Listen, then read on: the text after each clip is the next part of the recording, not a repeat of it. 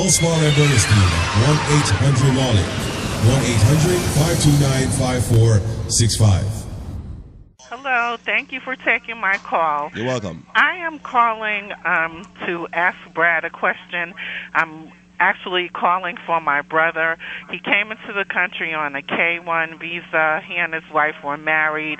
A month later, the I-129 was approved, and then they separated. He left her house, and he's been living with another lady. He received a letter from the INS letting him know that his adjustment of status was denied, and he had 30 days to leave the country.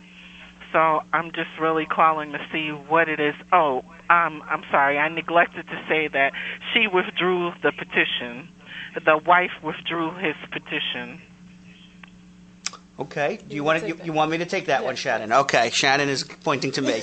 Okay. When you come here on a K-1 visa as a fiancé, you can only get your green card through the person through the person who sponsored you, who is your fiancé, who eventually, when you come here and get married to her or him, actually files an adjustment of status.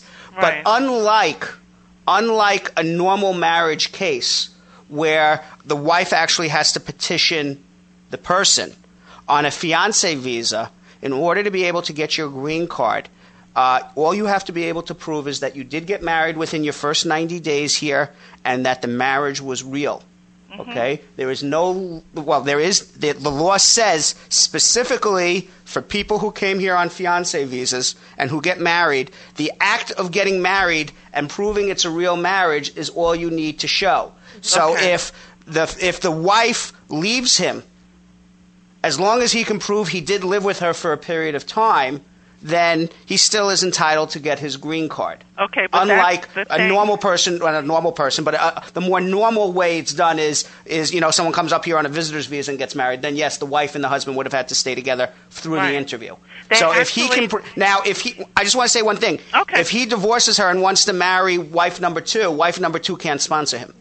Okay, but the thing about this is that he never really lived with the wife.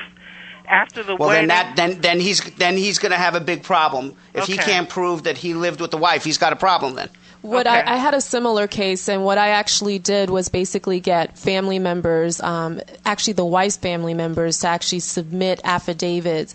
We were able to go forward. They only lived together for a short period of time, but we were able to compile some documents to show that they did live together, and the couple was able to get through. Okay. Same type of situation. No, well, it wouldn't be a couple. It would just be that person Just at that that point. person. Right. okay. Right. So And by her you really just got to prove it's real. But if they didn't live together or they lived together for a very short period of time, it makes it much harder. It does. Okay. Right. And by her But withdrawing he has- the he has- petition, it doesn't matter. He has no that doesn't matter. But he has Okay. no alternative. He has no his alternatives are this. His alternative is try to file on his own, prove it's a real marriage.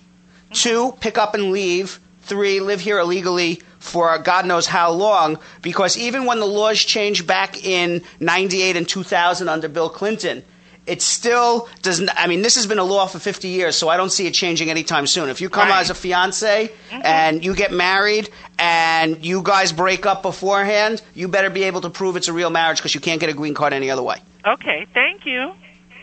All right, thank you. Call Spar and Bernstein at 1-800-LAWLY, 1-800-529-5465.